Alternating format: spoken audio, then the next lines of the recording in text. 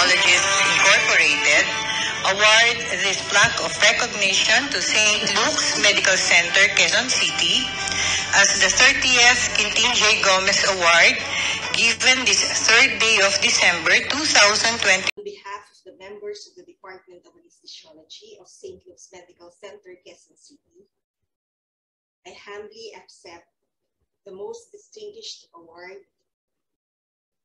given by the Philippine Society of Anesthesiologists to an institution, the 2021 Quintin J. Gomez Award for Excellence. The resilience of the members of the department amidst the COVID-19 pandemic did not manifest out of necessity, nor was it born overnight. It was honed by its more than 50 years of history. The department was founded in 1967, the same year the Philippine Board of Anesthesiology was established. Although already training anesthesia specialists prior to that, the responsibility of being a trainer was realized in 1969 during the first PBA conferment ceremonies, when its training program was accredited and earned the distinction of being the first program in St. Luke's accredited by its specialty board. It also became the first non-school and non-government hospital accredited by the board. Just like its founder, Dr. Leonor F. Rivera, who shines limelight, the members continued fulfilling its roles as educators and trainers here and abroad. Without fanfare, they attend to patients of increasing number of specialties. So that by 1999, when it first celebrated Anesthesia Week, it has the theme, Emerging from its Cocoon, with a postgraduate course as one of its activities that tackles anesthetizing locations outside of operating rooms. In the same year, the no overlapping policy was implemented, the first in the country to do so. The international standards for safe anesthesia practice of the World Health Organization and the World Federation of Societies of Anesthesiologists seem to agree with the policy as it states in 2018 that the most important monitor is a trained and vigilant anesthesia provider who must continuously be present in procedure room until care is transferred to another trained healthcare worker.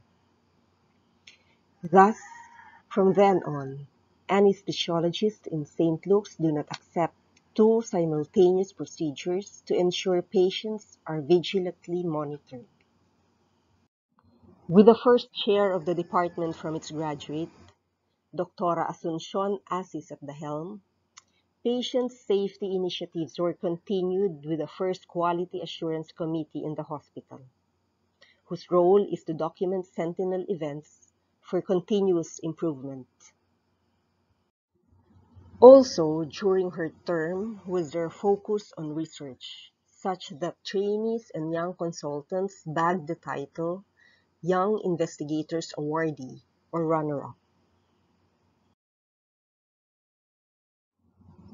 Progress continued.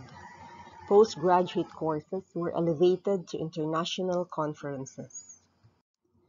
The importance of subspecialties and further trainings was emphasized to graduates, and the department is now reaping the fruits of these seemingly painful decisions. Glorious past was not forgotten. Museum bearing anesthesia memento was inaugurated during the Second International Symposium.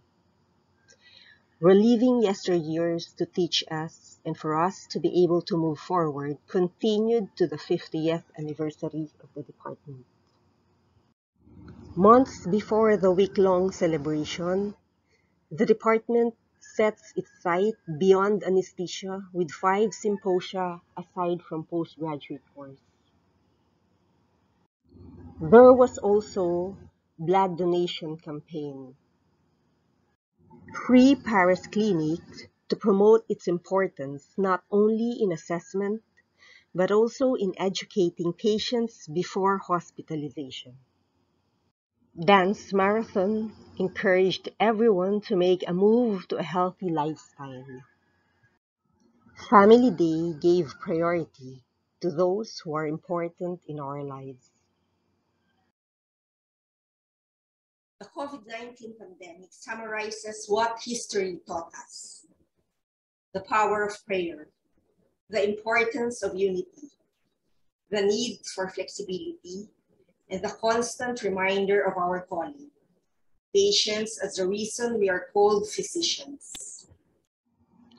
The St. Luke's Department of Anesthesiology can be likened to ICU steps as described by its CEO, and I quote, "An organization run entirely by those who do not receive income from it. Each should have a desire to help and make a difference. Everyone has something to offer, and the challenge is ensuring that those with right skills are given the opportunity to use them to their greatest value." The members of the department, numbering more than 100, proved to be its greatest asset. When resident trainees were pulled out at the start of the pandemic to lessen their risk of exposure, the consultants covered. When they experienced problems at hand, they perceived those as opportunities for improvement. Several algorithms were developed by the department, which it shared with those in the hospital who will benefit from those. Guidelines and infographics were also made to minimize contamination and to protect healthcare workers, including anesthesiologists themselves, after noticing that existing ones are for those in the community and for those who do not do high-risk aerosol-generating procedures. When they foresaw a shift to telemedicine, all consultants and residents took a course on teleconsultation. With the unforgiving challenges of the COVID-19 pandemic, implementation of plans was accelerated. The consultants knew that no one is safe until everyone is safe. Thus, they provided essential support with the rollout of vaccines and volunteering to this day to different vaccination sites.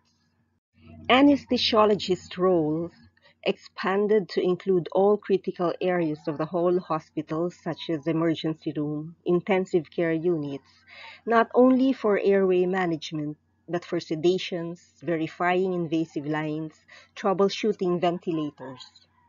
The daunting task at hand did not prevent them from seeing beyond themselves. Spontaneous donations of supplies and financial aid from members of the department came and borne the department's We Care for Healthcare Workers drive. This contributed to the hospital's also unplanned Bayanihan drive, aimed at helping boost the morale of all, both medical and non-medical staff. The department took on an unassigned central role in overseeing prompt distribution of some equipment to different units and to other needing hospitals. Noticeable was that the initial We Care Fund came from those members who could not come close to COVID patients. Their unspoken support and concern for those who go on what we call in the department as dark green duty may not be heard, but hopefully was felt. Seeing beyond self extended during natural calamities such as typhoons and volcanic eruptions. Even the contest during the online Christmas party had each group chose a beneficiary as recipient for their prize. Anesthesiology progressed through the years, from a gas that can put to sleep even those who operate, to localized pain-free surgeries where patients can speak with you and move comfortably during procedures. Technologies and medicine advanced by leaps and bounds. Patients' picture has changed with prolonged lifespan. Transformation of method of teaching was fast-tracked. We were rushed to the future. And so, adaptation is necessary. Anesthesiology is a critical care specialty, the only specialty who monitors routinely all our anesthetized patients every 5 minutes or more often. And with our stretched role during the pandemic, we became visible in intensive care units, not only for airway management. Our value gained attention. And we seize this moment as we move forward and get ready for tomorrow. Tertiary hospital as referral centers only for those who are critically ill? We are preparing for an expanded name of our department, or maybe of our society, to probably include intensive care in its name, just like our European counterparts.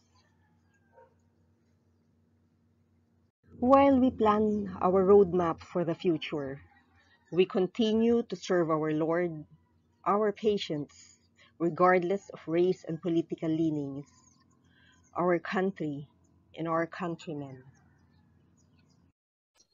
For this honor bestowed to St. Luke's Medical Center, we thank the awards committee headed by Dr. Connie Cruz. Thank you to all of you, members of the Philippine Society of Anesthesiologists headed by Dr. Edgar Simon. To God be all the glory.